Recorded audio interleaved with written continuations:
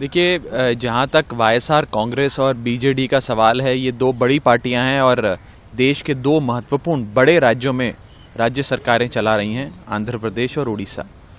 लेकिन फिर भी उन लोगों ने राज्य की शक्तियां छीनकर सारी शक्तियां में लीन करने वाले एक अलोकतांत्रिक, असंवैधानिक बिल का समर्थन करने का फैसला लिया है।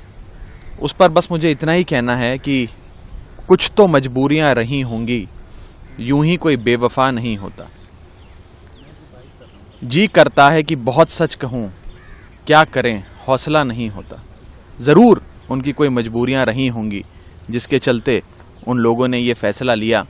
क्या मजबूरियां हैं, किन मजबूरियों के चलते फैसला लिया, ये निर्णय, इसका विश्लेषण मैं आप पे छोड़ता हूं, जनता पे छोड़ता हूं।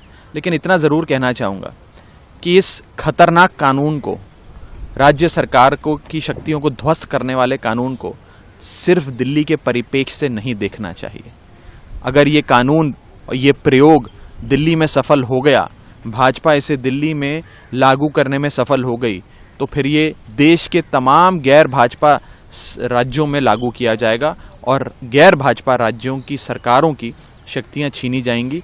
राहत इंदौरी साहब का एक बड़ा महत्वपूर्ण शेर है जो मुझे याद आता है कि अगर खिलाफ हैं होने दो, जान थोड़ी है।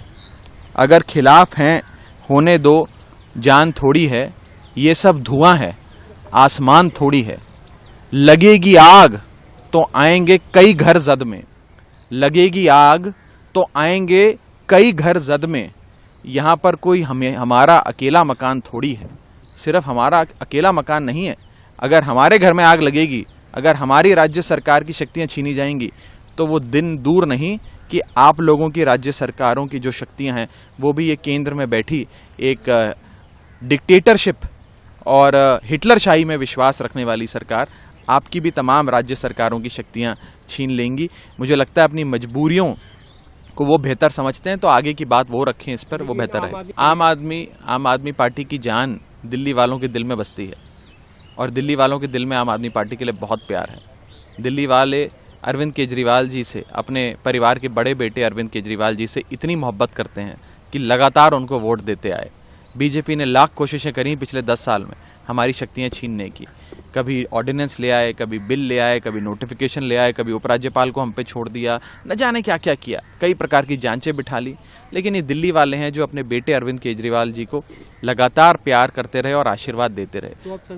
मुझे लगता है कि बीते 25 सालों में भारतीय जनता पार्टी जो एक भी चुनाव दिल्ली में नहीं जीत पाई, ये उसकी भड़ास और उसकी ह्यूमिलिएशन का बदला लेने के लिए ये दिल्ली वालों को, दिल्ली के 2 करोड़ लोगों को गुलाम बनाने के लिए, मैं बड़ी जिम्मेदारी से कह रहा हूं, दिल्ली के 2 करोड़ लोगों का लोकतांत्रिक अधिकार छीनकर उनको गुलाम बनाने के लिए ये कानून बीजेपी लेकर आई है।